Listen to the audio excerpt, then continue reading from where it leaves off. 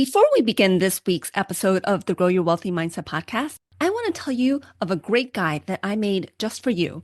It's the 12 financial mistakes that keep physicians from building wealth.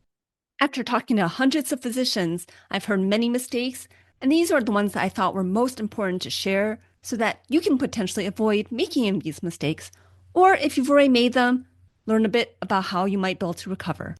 You can grab the guide at my website, www.growyourwealthymindset.com/12 financial mistakes. Now on to this week's episode. Hello, welcome to the Grow Your Wealthy Mindset podcast, where it is all about helping amazing physicians just like you create a wealthy life free from burnout and with the financial security to practice medicine on your own terms. I'm your host, Dr. Elisa Chiang.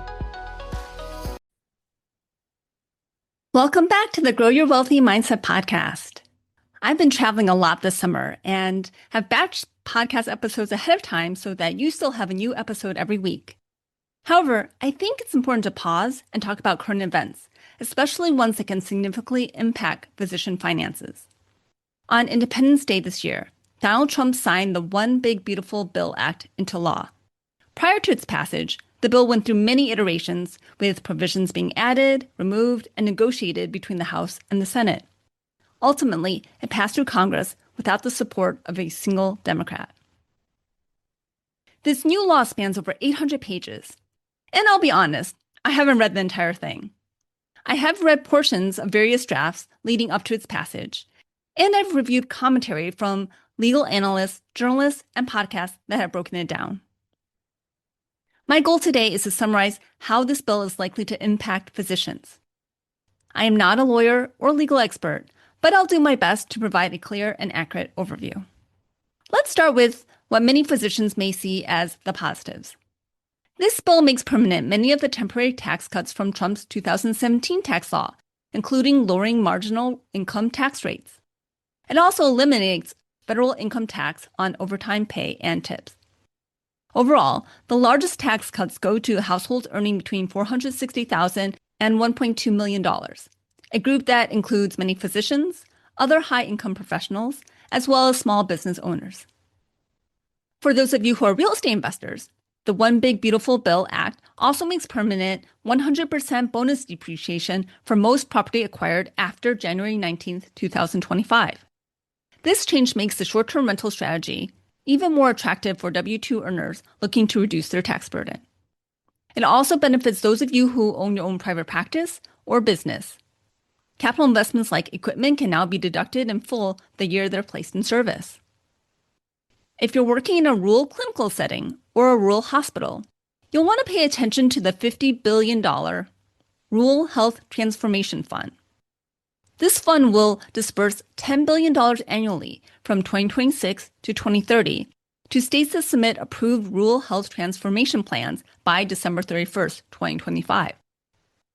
This money could be used to expand chronic disease prevention and management, implement patient-facing technology like telehealth and remote monitoring, as well as training and recruiting rural clinicians. It could also be used to enhance cybersecurity and core coordination platforms, or to launch value-based payment models. There are other things that can also be covered, so if you are in a rural setting, really look into this. There's no reason to leave free money off the table. There's also a modest win for practicing physician, which is a 2.5% increase in Medicare physician fee schedule payments, effective from January 1st, 2026 to January 1st, 2027. However, there are still no inflation-based increases built into that schedule. Now, let's talk about less favorable aspects of the bill. First, the law restricts Medicare eligibility for many non-citizens, which could decrease patient panels or increase uncompensated care. The ACA marketplace is also affected, with subsidies being reduced and eligibility tightened, meaning more people are likely to lose their health insurance coverage. Medicaid faces even larger cuts. The law imposes tighter eligibility requirements and adds new work or volunteer hour requirements.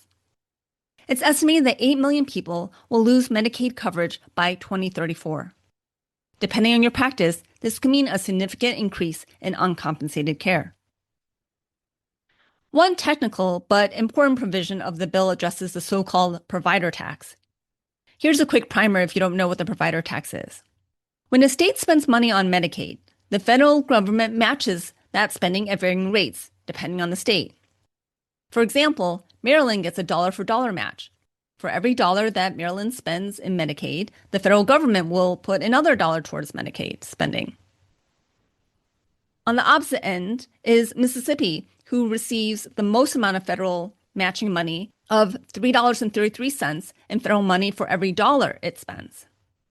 Back in 1989, the governor of New Hampshire figured out a way to game the system. The state would tax providers, meaning hospitals or clinics, then use that revenue to increase Medicaid payments, getting it matched again or a second time by the federal government. For example, let's say there's a Medicaid bill for $100, and so the state pays out $100, but then has a 5% tax on that money that it paid out. It gets $5 back, and now it uses that $5 back to pay out more Medicaid bills and gets another match on that money. Many states now use this strategy to get more federal dollars. The federal government eventually caught on to this, and they previously capped the provider tax at 6%. Under the new law, the cap will gradually decrease to 5.5% and then down to 3.5% by 2032, reducing how much states can leverage federal Medicaid matching funds.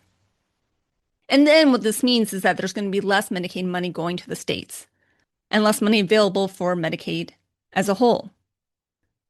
Overall, Medicaid cuts represent the single largest spending reduction in the bill, totaling about $1 trillion.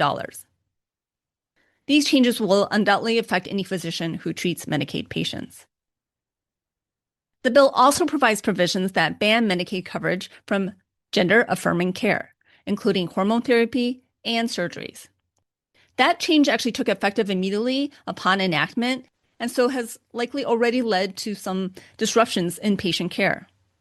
It also bars Medicaid funding for clinics that provide abortions, including Planned Parenthood, which further limits access to reproductive health care. OBGYNs who provide abortion services may also be directly affected. Medical students will also feel the impact of this bill.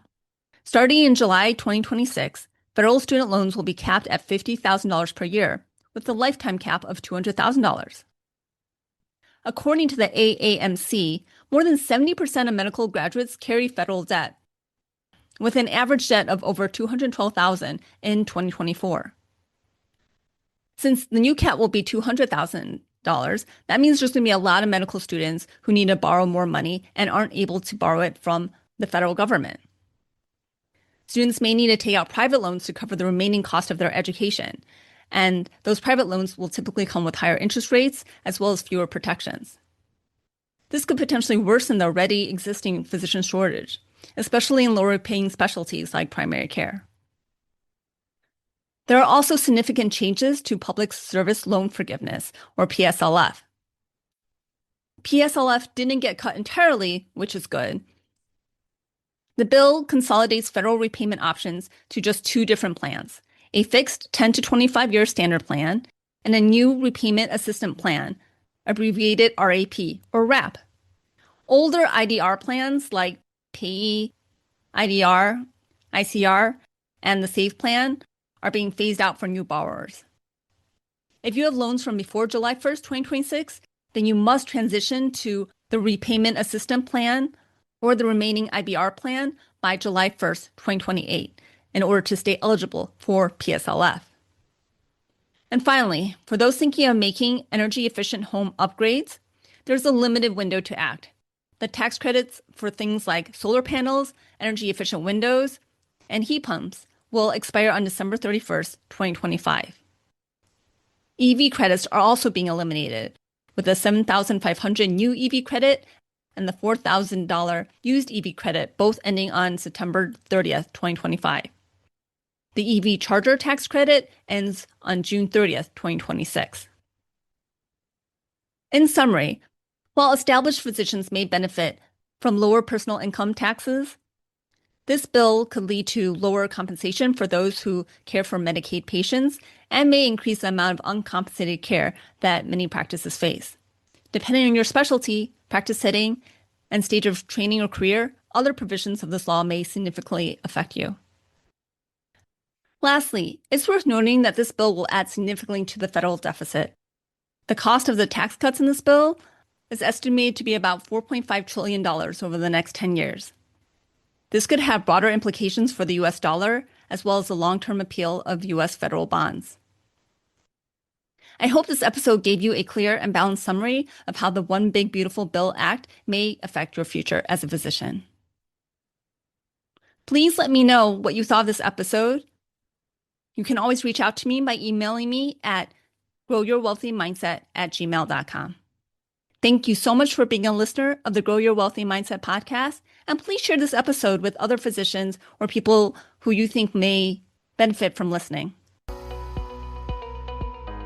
If you enjoyed this episode, I would love it if you could share it with your friends and colleagues. And now for the disclaimer. I am not a certified financial planner, accountant, or attorney, and nothing I say should be construed as professional investment, tax, or legal advice. This show is primarily for your education and entertainment. I am a physician, but I'm probably not your physician. So if you need any medical advice, please contact your own physician. Thank you. Don't forget to pick up your guide, 12 Financial Mistakes That Keep Physicians from Building Wealth. You can grab that guide at my website, www.growyourwealthymindset.com/12 financial mistakes. You'll also find that link in the show notes.